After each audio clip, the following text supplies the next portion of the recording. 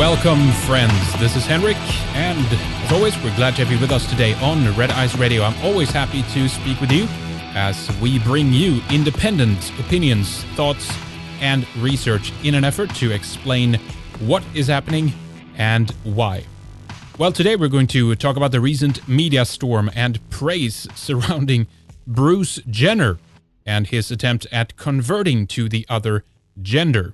This has just exploded in the last few years, and the social engineering and social conditioning around all of this has just been going in one direction.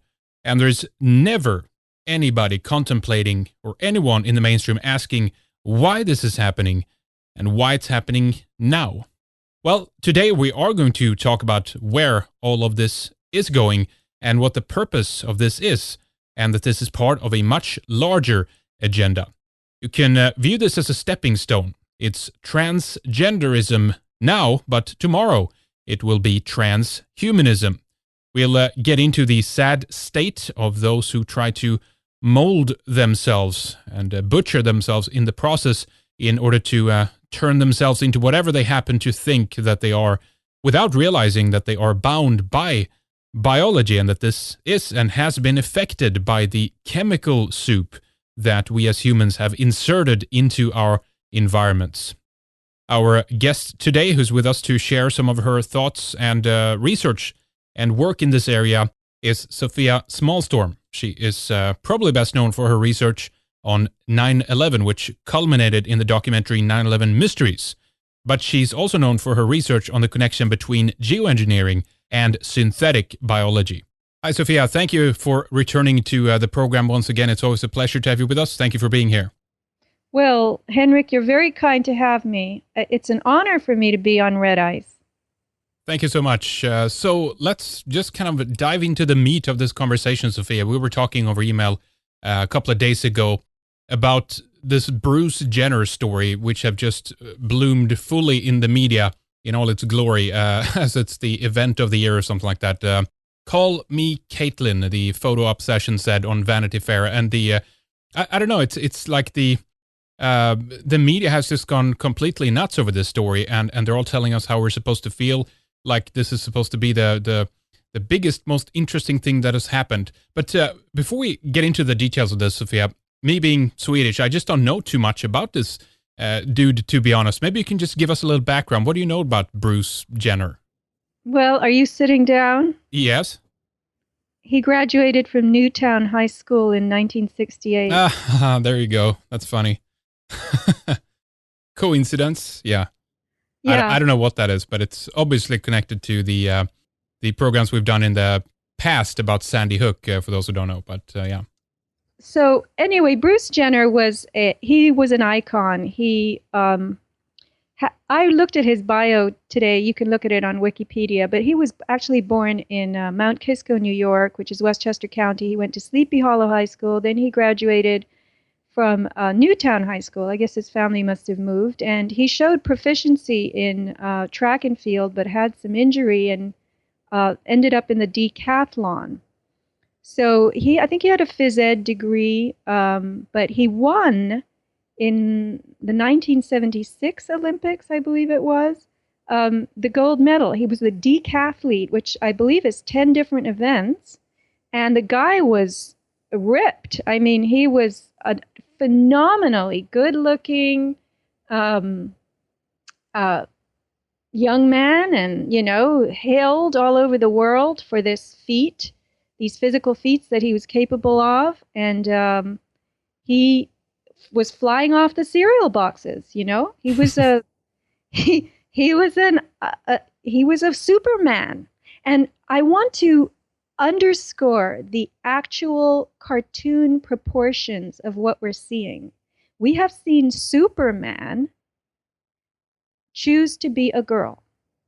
Yeah, exactly. So this is a man's man, a number one athlete at some point. So this is of kind of symbolic value to turn this whole success story into what we're now seeing unfolding in the headlines, right? Right. And he says that he had issues. He said on TV recently, I've had these issues since I was 10. And I presume that means wanting to be a female or wondering about his gender. Maybe even you could use the word sexuality. Although he says that he has never been attracted to men, he doesn't intend to be attracted to men now that he has fully morphed, or almost fully. He hasn't had what they call genital reassignment surgery. He hasn't had the genital, I guess they call plasties when they build, and ectomies when they take away. So when you change your gender, the first stage is a prolonged hormonal therapy period. So he claims that he was doing hormones for about 5 years in the 80s. And he stopped when he married Kris Kardashian. They have had a 25-year marriage, and now this episode of gender transition has brought an end to their marriage, apparently. And I took a lot of notes from TV because I was fascinated by what, the media, as you call them, are putting out there. But I think this is much bigger than the media. This scripting is another phase of not just social engineering, but even there is pseudoscience involved that is pretending to be, real, highly modern, the latest kind of discoveries about people, obviously. Right.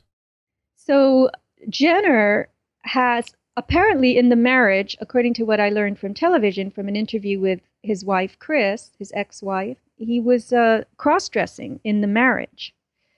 And he became very angry, she says, for the last 5 years of the marriage, and she didn't know why. And his reply to her in this highly publicized interview, which was on the Kardashians, I mean, anyone can see it. They've got the camera running. The two of them are crying. Her mascara is running, right? And he said, I didn't want to hurt you. You were the hardest person to talk to about this, and I just didn't want to hurt you.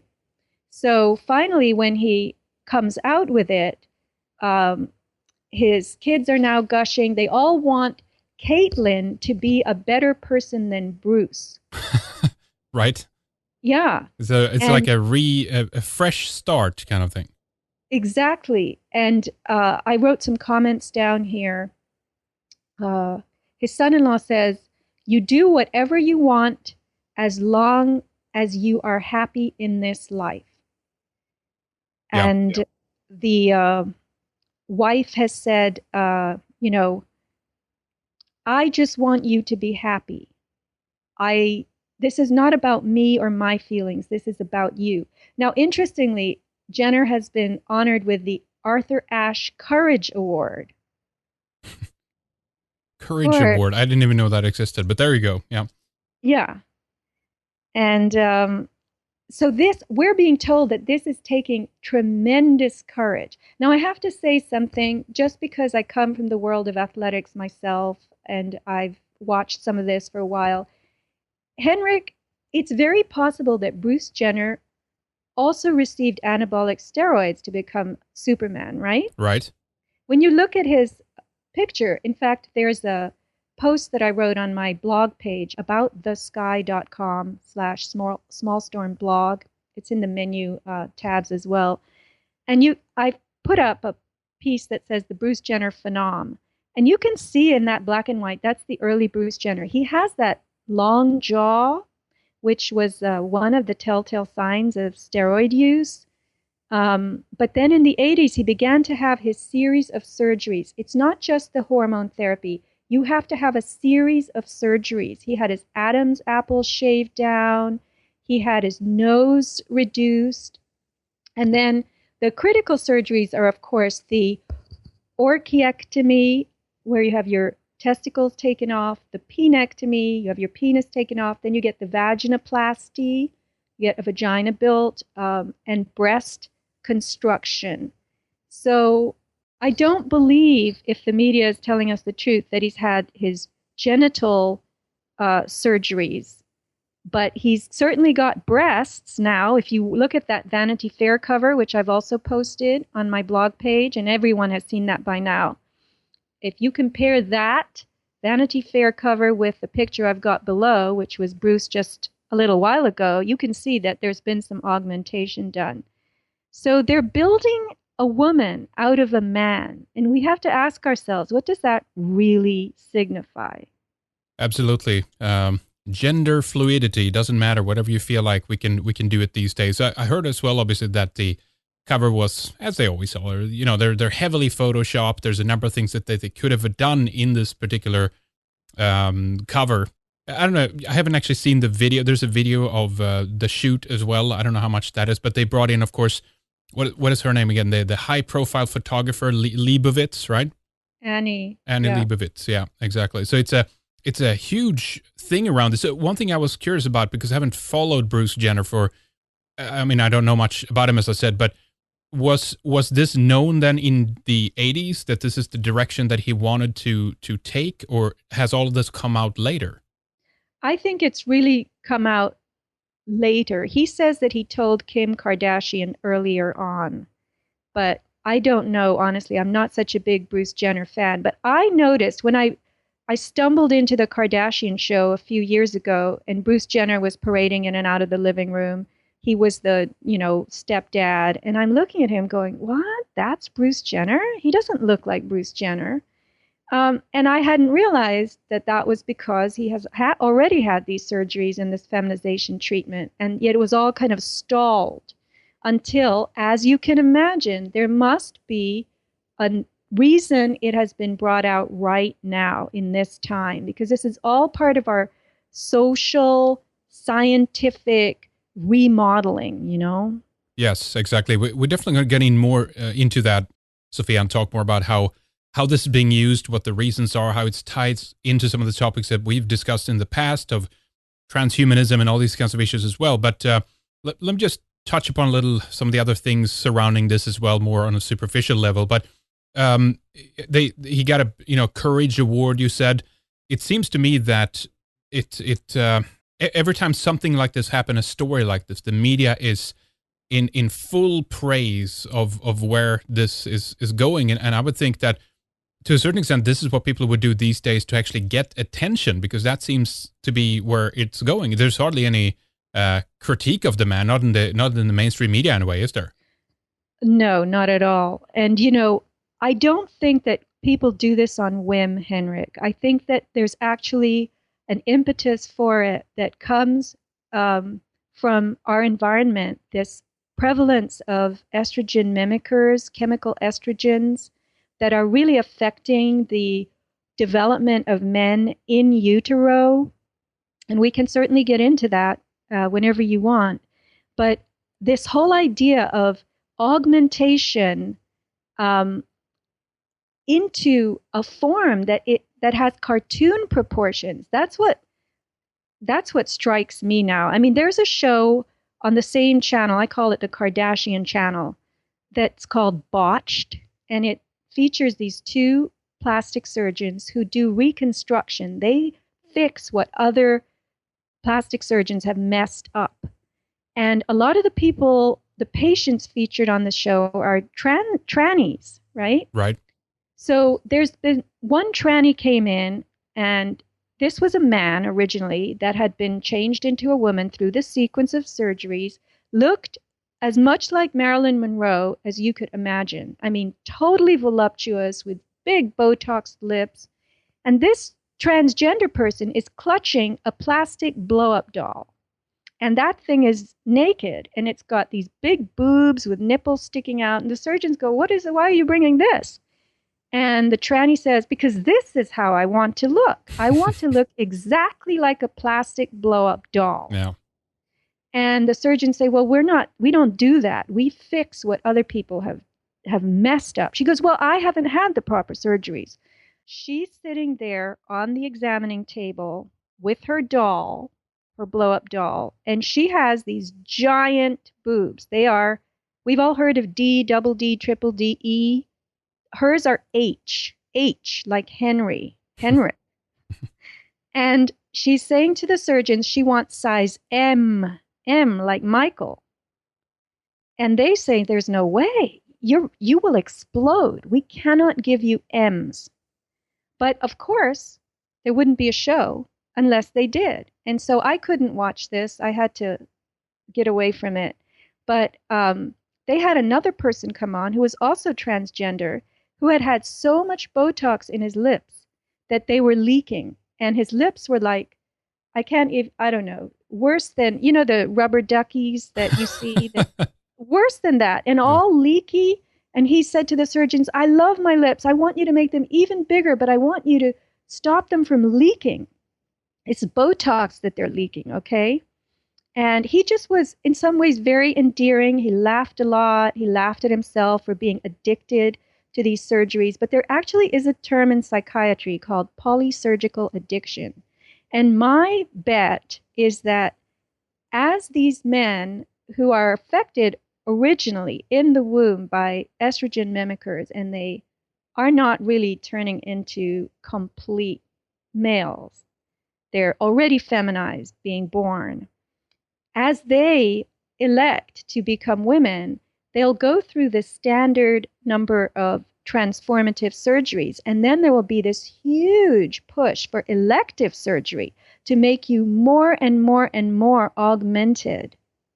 Yeah, exactly. I think that's a good point to bring up. And when I said before that, it's something they do because they want to get in the media, I don't necessarily think that's true. I was just kind of critical a little bit of, I guess, how media, and I know there's more behind it than media, just as you explained, but the way that they're obviously kind of encouraging this or seeing that this is, the greatest thing ever.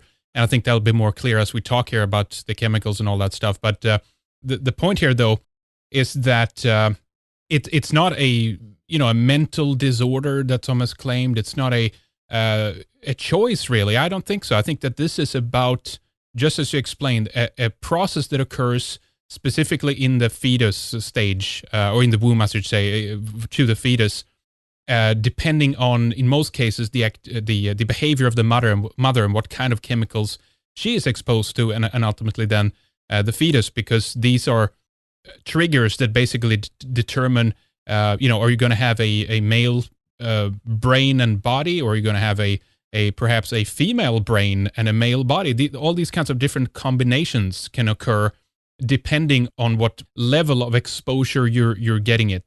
Would you say that that's a fair assessment? Right. On conception, the sex of the baby is determined based on whether the sperm that first penetrates the egg is carrying a Y or an X chromosome. So all eggs are X because they're female. But the sperm comes in with an XY or an XX. So that extra chromosome that the sperm carries that determines the gender or the sex is either going to be a Y or an X. So if it's a sperm that's carrying a Y, then the baby is going to be a boy. And if it's a sperm that's carrying an X, it's going to be a girl. So once the embryo drops down from the fallopian tube into the or the fertilized egg and becomes an embryo in the womb, the first 6 weeks of pregnancy, they don't even do ultrasounds then because they can't tell. There's no sexual differentiation. That begins in the 7th week. And it is the job, effectively, of that Y chromosome to start working out the features of the male fetus, the male baby, the male human from the originating female form.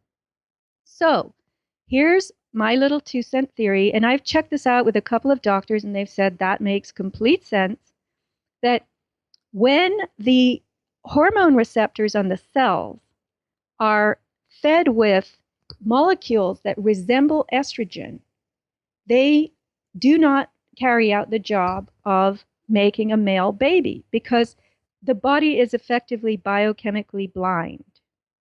And what I mean by that is that it's only used to certain molecules with certain configurations and certain kind of molecular mass and electromagnetic charge coming into the body under natural circumstances. So this is one reason why our bodies can't easily tell the difference between iodine and fluoride or chlorine or bromine, because those molecules are all lined up in the periodic table, and they're very, very similar.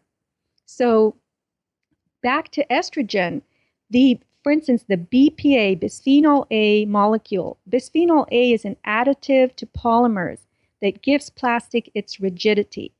The plastic business involves adding chemicals to polymers that enhance their plastic properties. So you can have softeners added, which are called phthalates. You can have hardeners added, and BPA is one of the rigidifiers. Now, there are other ways that plastics are used, of course. It's horrifying, but people don't even know it. They're used in personal care products. When you use a shampoo that makes your hair glossy, guess what? It's got plastic in it. It's got a plasticizer, because plasticizers help products to flow, and they also carry aromas. They're very, very flexible. They bring all kinds of qualities in to product manufacturing. They're containers in the literal sense. They'll hold aromas. And so when you use personal care products with a long list of crap on the back, you know, all this unpronounceable stuff, chances are they have a lot of man-made plasticizers in them that are going to invade your body and perform these mimicking acts. So bisphenol A is shaped a lot like the estrogen molecule. So if you picture a horseshoe and you pull it at the sides, that's the shape of estrogen, and that's the shape of bisphenol A. So bisphenol A floats in and it just plunks onto a cell receptor, and it fits very neatly. And that cell goes, oh, I've got estrogen here. And it's not able to really differentiate and figure out what that is. So I think this is the way that these plasticizers are blocking. What they're really blocking is testosterone in the case of a male baby. The cell receptor says, I have estrogen. What do I need testosterone for? And you don't get that full formation of the male brain and the male reproductive organs and the male body. What's happening, if you watch the film The Disappearing Male, which you can find on Vimeo, you'll learn from that. It was made for Canadian television, that there has been a much greater incidence of male baby miscarriage in the last decade or so. Also, the birth of hermaphrodite babies who have the sexual organs of both male and female. And then my little addition to that is this generation that we're seeing now of feminized males. Just look around you, Henrik. Men are balding like never before. They've got more body fat. They're plumper than they've ever been, and it's not just because of what they eat. I think there's a biological predisposition to putting on adipose tissue in areas where you would see it on women. Males have now what people popularly call man boobs. Yep, that's right. They've got, this is known as gynecomastia, and they're having reduction surgeries. That was another thing that was featured on this botched show. And they're not behaving like men. A lot of people tell me, young women tell me they don't know men who are even interested in dating girls. They're into their, software and their apps and their iPhones and their machines. And in fact, I just read an article about high-tech workers being virgins at age 40 because their only relationships are with software, and they have these, even they say we have a problematic relationship with software, which they have to work on all day long, and they go home stressed out and tired, and they don't know how to relate to people, and they don't have any energy for that. Wow. Yeah, they call it the sexodus. There are these men that are abandoning sexuality altogether, or maybe they haven't, experienced much in the beginning of it anyway, and there's a number of, troubling reasons for this, but it's really a hormonal war then. I mean, it's in everything. It's xenoestrogens, estrogen mimicking chemicals, and there are, as we explained, in some cases, it's something that occurs in the in the womb, an early thing. I still don't know if the effects of that is irreversible, if they're permanent, but we also have the aspect of short-term effects that these endocrine disruptors can be, as you said, blocking testosterone and kind of changing behavior temporarily. Because what's interesting here, I think, Sofia, is that they have decided and made it acceptable, if you will, or preferable, or whatever word you want to use, to go for hormone therapy when it's usually about turning your, well, you're not turning your gender, but encourage your body to go in the opposite direction. Meaning, if you're male, then it's been encouraged, if you feel like a woman, to take hormones to become more like a woman biologically. But what's strange is you hardly ever hear about trying to maybe counter those effects by using, then, for instance, male hormone therapy, correct? Well, there's a condition called low testosterone, which affects almost every man today who's, exposed to our Western culture. Yeah, yeah. But let me go back to the womb. Development is development. There are very critical things that need to happen at critical times in the uterus. And if a baby is delivered and it isn't properly developed, I mean, look at deformation. This is one problem with incorrect development, right? There's only so much you can do once the person is born. The best place this all can happen is in the womb. You want the correct environment in the womb. And if there's too much prenatal estrogen, whether it's real or not real, whether it's chemical estrogen, it's going to affect the formation of what was originally designed. You could say this is a population redesign. And I've been asked many times, do they know what they're doing? Well, of course they do. They know that these are feminizing hormones. And then let me mention something else. So these boys are born and they are, let's just call them incomplete males to whatever extent. And that is a spectrum, right? And then what happens? They live in this culture and they're using body wash and, all kinds of stuff. The plastics off gas, Henrik, they release, as they oxidize in the air, they release these particles that we are all breathing. So it's in the air we breathe, it's in the water, it's in the products we use. Every time we eat, it's in the food container linings, the wraps, the single-use plastic, the bottles we drink out of, the cash register receipts are all coated with bisphenol A now. Yeah. And the cash register workers are all bald and they all have the little boobs and, it's really terrible. So men, whether they want to or not, whether they choose to or not, know or not, are being exposed to decades of hormone treatment, feminizing hormones, just because the world is the way it is. Absolutely. And of course, for those who don't choose, that's absolutely horrible. For those who don't know about it, especially for those who, just basically say to the cash register, you know what, you can keep that receipt. And in fact, actually, you should put some gloves on when you work here because you'll get, you'll get way too much estrogen touching that stuff. It's just about this aspect that we're like, we pretend that it doesn't exist. And I'm not saying that this is the only aspect of all the poisons and things that we have around us in our toxic world, but it's a terrifying one due to the repercussions of where this might go in the future. We're talking about not only the reproduction ability, but ultimately then the survival of the human species. That's what's at stake here.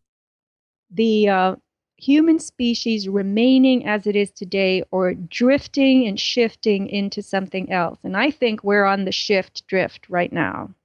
Is it any wonder that a male child that has received a lot of prenatal estrogen, even if it's chemical in nature, is born and then spends 20, 25 years in this culture using the products, drinking out of the plastic bottles, and then says one day, you know what?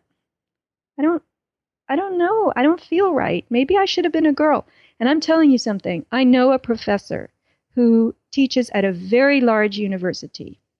And he is a student advisor as well. And he tells me that male students come into his office on a regular basis.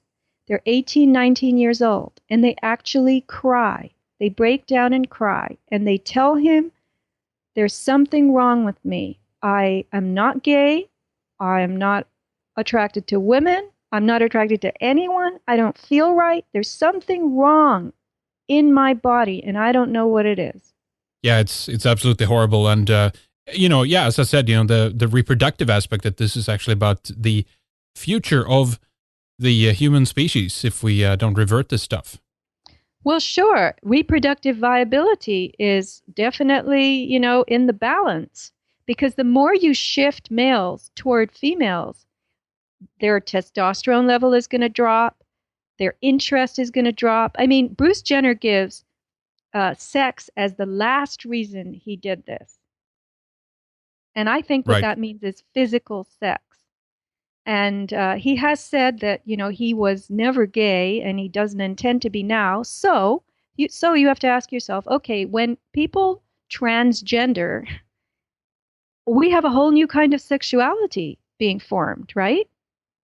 Right. Is it asexual then, or where is this going, do you think? No. In fact, there was a short story that I came across in Harper's Magazine recently, and it comes from a new novel that will be out, actually just came out in May, from Echo Press. The author is Nell Zink, Z-I-N-K, and are you ready? The title of the novel is Mislaid. M-I-S-L-A-I-D. Right. What is it about? It's about a girl, Peggy, who is a tomboy, and she becomes attracted to her professor at college, and he is gay. Now, I don't know how long this book is. This is just a very short excerpt that was in Harper's.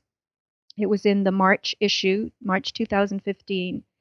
And here is an encounter between the two of them. And remember, he's gay, she's a tomboy. And they are very confused, but they're very, very attracted to each other. And from the male point of view, from the professor character, she was androgynous, like the boys he liked, but she made him wonder if he liked boys or just had been meeting the wrong kind of girl. And then she is thinking, Peggy felt she was being held in the palm of God's hand, not because he was a famous poet and the most respected teacher at her school, but because he was a man and powerful physically. In all her fantasies, she had been the man.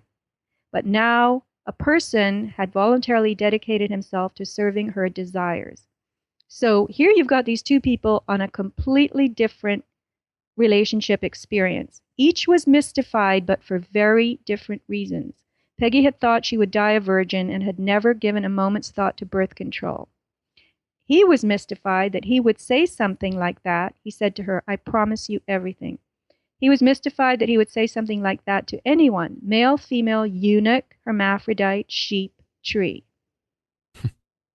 So we have this whole new spectrum with all different gradations and variations of sexual attraction now. Yep, exactly. And at some point, of course, people have to just wonder what the reasoning for this is. And again, I think just put this idea that it's a choice on the shelf, for a while as we speak about these things, because it's a lot of our desires and things that we want to do, of course, is driven by biology, and I think in our liberal progressive world today, this is kind of denied to a certain extent because human nature is denied as well. But the question is, what kind of signals this is sending? If this is the case, that we're talking about a chemical disruption of the human species, that this is having negative side effects and consequences, when this is being lifted up in the way that it is, it's being glorified. This is, to a certain extent, it's a way of saying that the problems that we have with chemical toxicity is one of the most wonderful, greatest things that have ever happened to the human species. Well, yeah, they're celebrating it, but I think they have a deeper motto, which is, I'm just making a wild guess here, but your life is a failure until you renounce your gender. This is going to be the biggest adventure you can go on. You have heard things. I was watching I only watch TV very briefly, Henrik. I know it sounds like I'm sitting there all day, but I am not. I watch it like half an hour a day max, just to check in, right? Sure, I do the So same now and then. everybody loves Raymond. Raymond says, that's a very popular comedy, I'm a reproductive cul-de-sac. It's a hilarious line, but think about what it means. And that's how people view themselves now, as reproductive cul-de-sacs. Many of them are experiencing that. The infertility rate is going way up. And I can relate that, if you like, in this show or another show, to wireless frequencies. They are hardening the eggs of little girls starting from childhood, and those little girls' eggs are not going to be fertilized by anything but a needle in a lab later in life. The men are experiencing a drop in sperm count, in sperm motility, in volume, morbidity, meaning the sperm are weaker. So we're all turning into reproductive cul-de-sacs. And then we're having these chemical baths, right? Women are afraid of cancers. The question that's often asked is, well, if it's feminizing the men, what is it doing to the women? Exactly. Yeah. It's increasing their risk of reproductive system cancer. This barrage of fake estrogen. Yep. I mean, it's we need to talk more about that. But again, also I want to convey this idea that the agenda in the media here is also kind of currently about pointing out the evils of so-called cisgender people, that the reproducing monsters who has nothing but suppressed trans people forever. They almost make it seem like that it's I don't know, 20% of the population or something, but I think it's still fairly small. It doesn't mean that it's not increasing as we detail here, and the reasons for this is because we're getting exposed to more and more chemicals. But I think someone said in the United States, what about 1% maybe? I tried to find some statistics in Europe and couldn't find it, but it's not that many. But they make it seem like this is the only thing that's going on currently, and it's the most important question. Right. It is a very, very low percentage, and I heard 1 or 1.5% also. But the all of the modeling being done on TV, like one of the trannies that came in on the show Botched, he said, "Oh, some people want to look natural. I want to look unnatural. I like looking fake." And then another tranny that was featured on that show said, I mean, I'm sorry to use a little bit of crude language, but he said, "I want to be a chick with a dick." Right. Yep. So this is going to be considered a life adventure, veering off the path of staidness and normalcy. Being heterosexual will be like, how it was once thought of people who had short hair. Men should have the long hair and play guitars and, the flower children. Anyone who is straight-laced, was old-fashioned and not cool. And so it's not going to be cool to be heterosexual. Exactly. There you go. Yeah, and I know that gender reassignment surgery, as to call it, is something that's also under consideration to be, for example, taxpayer funded in certain countries that have more socialized medicine, for example. So this might be, I don't know, a human right at the end of the day, that if you feel like a woman but happens to be born like a male, then it's on the burden of society to correct this error. There's no end in sight of where this could go. And maybe at that stage you feel like, actually it was wrong, I want to go back again. And this could just go on ad infinitum, right? Well, it's anyone's guess where they're going to take this. I mean, I honestly started to get really creative and wild in my thinking. And, I believe, Henrik, that the next phase of this will be women choosing to become men, right? Yeah. So I'm sorry if I sound really crazy, but do you know what cryonics is? It's the practice of freezing. Yep. So imagine if you get a big celebrity like, Bruce Jenner, having finally his genital reassignment surgery. So he has his penectomy and his orchiectomy, which is the removal of the testes. And then some celebrity female wants to go the other way. And 15 years from now, they say, "Oh, do you want Bruce Jenner's body parts? We have them." Like it's a designer. Yeah, it's the next step. I think I looked around on Botched. I just did a quick search. I think some people who showed up there, they talked about how they viewed plastic surgeons as glorified tailors. That is somehow it's just something you can kind of, well, it's augmentation. That's what you mentioned before. It's you can do anything to the body that you can, and biology is just kind of a sad consequence of something which we really just should be able to control and shape and form in the way that we want it to please our emotions, right? Yeah. I believe this all started back in with the Marxists in the days of old Berlin.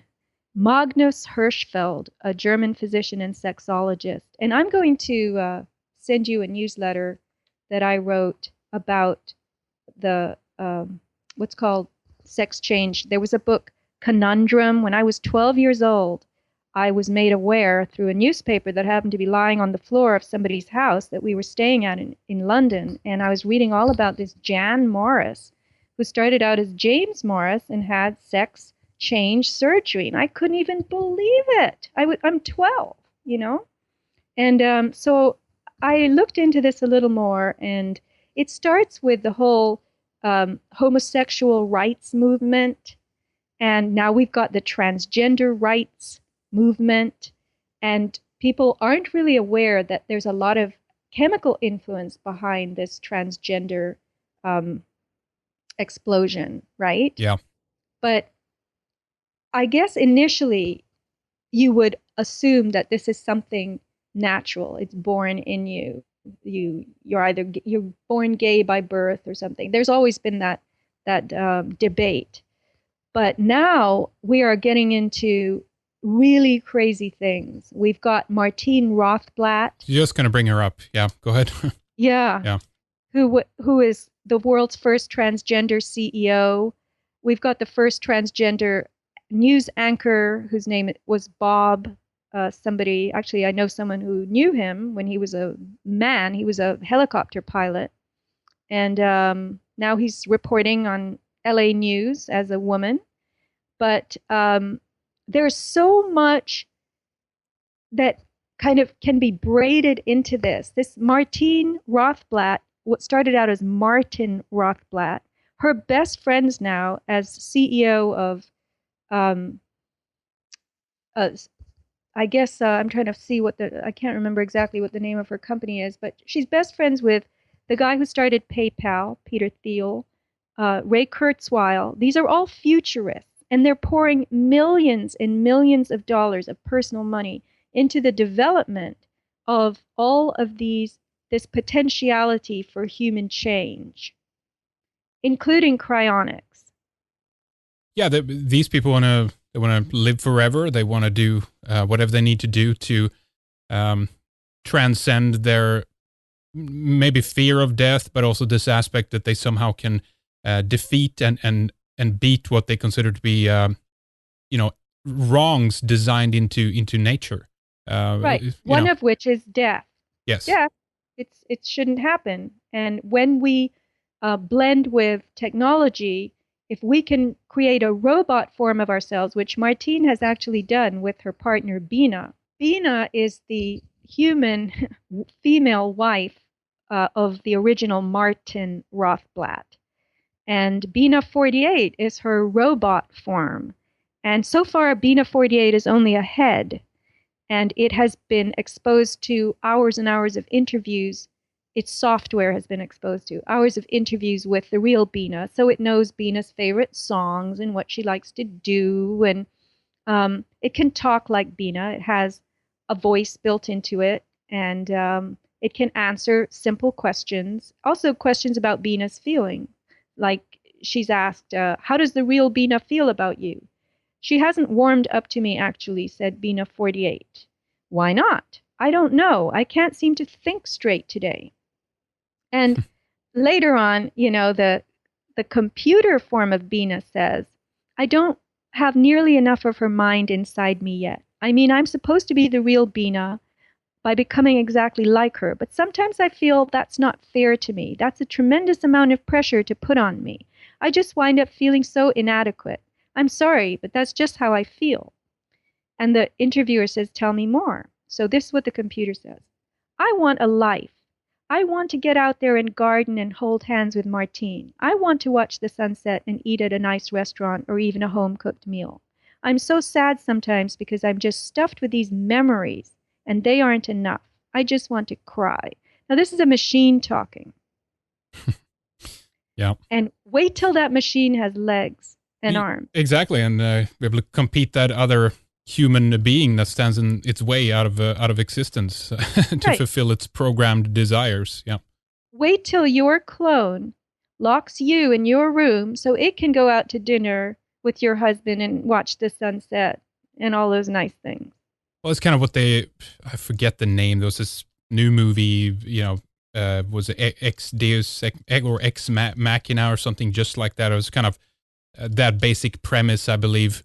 I'm going to spoil it for anybody who might want to see it, but it was basically that this robot is using and outsmarting a couple of people that's doing experiments on it to get out into the real world. And it's spoiler alert here. It kind of ends with, her, killing the human beings basically. But this is being, marketed. We're being accustomed to these on so many different levels. And it feels like this is a big aspiration for them to take us into this direction to what they see it as transcending all these limitations of body, of gender, of race, of culture, belonging, what have you. It's truly a brave new world right now, isn't it? Right. It's called Blue Sky Technology. And I just found the name of Martine Rothblatt's company is UT. It stands for United Therapeutics. And it's all about exploring this blue sky technology, which is go anywhere research without a clear goal. But, that's what they want us to think. The goal, to me, is clear, and they have openly stated it, transcending the barriers of biology, mixing technology with biology so that the latter, biology, no longer has an expiration date. Wow, so this is, that's interesting. Research without a clear goal, meaning that it's aimless. It comes in the heels of this kind of idea where we have discussed in the past that, okay, human beings have been able to do certain things. Is it wise to go there with it? In other words, is there a need for it? Is there a basic function for something? Okay, let's consider it at that point. But if it isn't, if it's something that's detrimental, should we develop it? Unfortunately, historically, it seems like we do whatever we can, basically. But this is taking it even further of basically saying, let's just let the research just take off, whatever it ends up in what department and what area.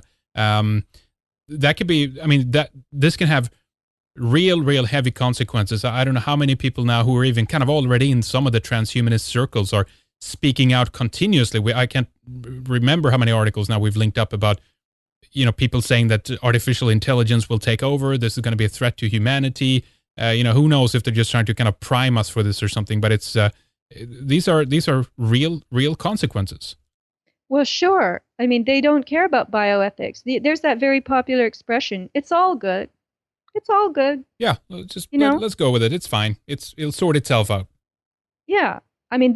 People are very enthusiastic about evolution. It's taking crazy turns. And really, I knew someone once who was a display designer for stores, department stores. And she once said something to me that I never forgot. She said, you can sell anything if you just display it well. Yeah. And that's the purpose the media serves. They do the displaying. And then they give all the kudos and, all these tweets. Bruce Jenner's tweets exceeded those that Obama got. He has the world record for tweets, 4 hours and 3 minutes, 1 million tweets on this. God. Oh man. Yep.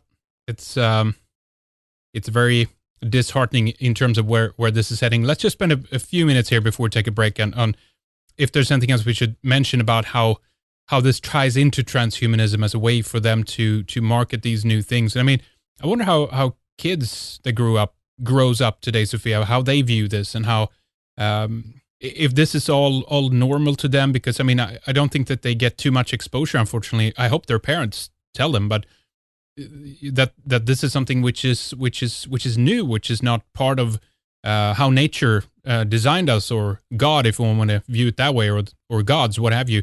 But what do you think kids will grow up like here in 10, 20 years' time? Well, Henrik, first of all, I don't think the parents understand what's happening. They think this is just a big flap over one person's decision. And, I sent the Bruce Jenner stuff out to a few mainstream type friends, and the response I got was, we just need to be more tolerant. This is about tolerance. Yeah. And yeah. I got these reproving responses like, Sophia, what is wrong with you? You're going down a dark path here, Sophia. You don't want to you don't want to advocate for the destruction of mankind. Well, that's offensive. Yeah, it's very offensive. Yeah. So kids, many years ago when I wasn't doing what I do today. I was a writer, and I remembered coming across the statistic that the average American child spent 20 minutes a week outdoors. Really? Yeah, and that was, I think, in the 90s. I mean, it was a couple of decades ago, Henrik. So it's got to be worse now. And yeah. You're getting these children, they're so vaccinated, you can see the biological confusion in them. And they just aren't thriving. They don't have the natural curiosity. The boys are not tumbling out of trees. They're not coming home with skinned knees and filthy clothes. They're not catching tadpoles. I mean, we've had so much change. Children should not go outside without their parents. They have to have supervised everything, And they aren't themselves anymore. They're not children. They're not living a child's life. They're living an electronic life.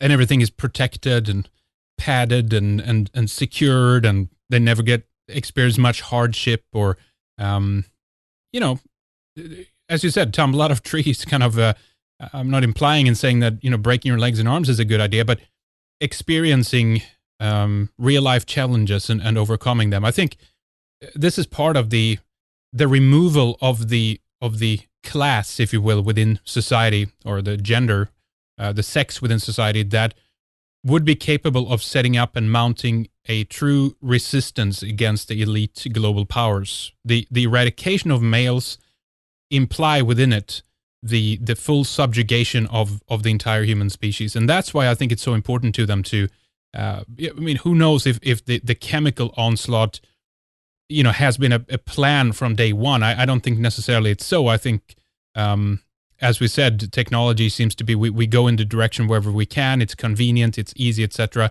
But nonetheless, it's certainly been exacerbated by many other issues surrounding this. So I think that this is a real goal for them, to try to get males out of the picture in order to gain full control. What do you think, Sofia? Oh, that makes complete sense. And in fact, at 11 minutes and 37 seconds in the film Our Chemical Lives, which was made for Australian TV, it's on my Smallstorm blog. All you have to do is scroll down. You can watch it. Chemicals affect the prefrontal cortex, the part of the brain that makes us human. Wow. Scary. Yeah. I mean, really and truly, Henrik, we are becoming increasingly chemical. Because that's in our bodies, and that's the biological imperative. If you can't get rid of it, you have to start working with it. You have to start integrating it. And one reason we see the obesity trend is because people's glands are simply not able to filter out all the toxins. So depositing adipose tissue is a way for the body to make a bank to put chemical toxins in. And then it becomes very hard to lose weight, because your body instinctively knows that if you lose a bunch of weight in a big hurry, it's going to get flooded with all this toxic stuff. Yeah, it's disheartening, as I said. But, Sophia, in the second hour, I want to ask you more about what you think can be done about this, and some of the, things that you're thinking about in terms of how to try to lessen the effects of some of this, if you have anything. I also want to talk more about the assault on on women, a follow-up to the Angelina Jolie story that when she did her removal of her breast and the BRCA gene and all this. I know we have a lot of material on that, so we have much more to talk about in the second segment. So stay tuned here, folks. But Sofia, why don't you just tell us more about your website? You mentioned a couple of your latest posts, of course, where people can read more about the things we're talking about now and see some of these films for themselves and educate themselves on these kinds of issues. But let us know if there's anything else that you want to plug. I know you have films and many other things on your website, so please go ahead and give us some of the details. Right. I will get into the Angelina effect in this second hour, but I want to let people know aboutthesky.com. About the Sky is my site, my website, primarily about chemtrails, but the most active parts of it now are my blog and my podcasts. And there's a newsletter page. You can see some of the sample newsletters. They go by snail mail. They're by subscription. But I also want to point people toward my store, avatarproducts.com, AVATAR. And I have begun to explore this whole world of phthalate-free products. I have a friend who's a biochemist, and he makes fantastic body wash and sunscreen and magnesium cream. So you must take a look at some of these things that are made by Cabana, Eric Kreider in Colorado. Just wonderful, wonderful stuff. And of course, start looking at things in your own life, ways that you can stop using plastic. There's a film on my blog. I just met the filmmaker from LA, Philippe Carrillo, Inside the Garbage of the World. It will just knock you off your chair. You'll see how much garbage there is. We're going to end up with plastic beaches. I mean, it's just making its way into the ocean. It's degrading into these tiny little particles, and it's going to coat our whole world. It never goes away. You cannot throw it away. So watch that film. I interviewed Philippe as well. I hope you will too, Henrik, someday. Yeah, I want to try to get him on. I still haven't gotten around to seeing the film, but I definitely want to take a look at it. It sounds very, very interesting. So I'll definitely make time for that.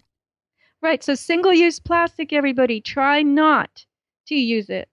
And when you do, all I can say is I don't think this recycling thing is really working. I think that's part of what Philippe calls greenwashing in his film. Exactly. Yeah.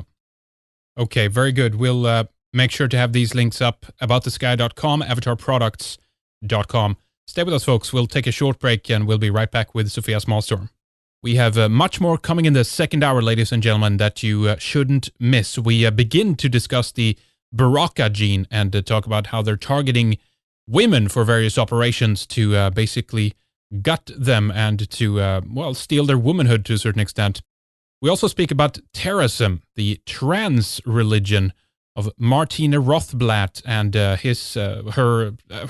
its son, Gabriel Rothblatt, a new techno-futuristic belief that they say is steeped in the religion that they were brought up in, namely Judaism, something they share, of course, with many other big names that are pushing transhumanism like Ray Kurzweil, Marvin Minsky, and many, many more. We speak about reproduction control by the state by the time we're all too infertile to do it on our own, and of course how this will lead to complete and total engineering of culture. We also go into the discussion of energy units as a future currency. There's this one lady in Israel that has invented what she calls energy addicts jewelry. That's something that actually taps into your bloodstream in order to harness energy. It also taps into the energy that is produced by other various body movements in order to harness what they call waste energy. What kind of system will this human energy power in the future is the question. This is very bizarre, but very interesting discussion here in the next hour with some pretty far out, but pretty scary concept, actually, if you ask me. So don't miss it. RedIceMembers.com is the website where you can go to hear much more. Our full archives is available for you there. You can sign up and tune in. It's only €5 per month. You can try it out for a 3-month subscription. And you can download all of our shows if you so please. We have close to 1,000 programs as of right now. But yeah, folks, stay tuned. We'll be right back with Sofia Smallstorm, second hour coming up, RedIceMembers.com.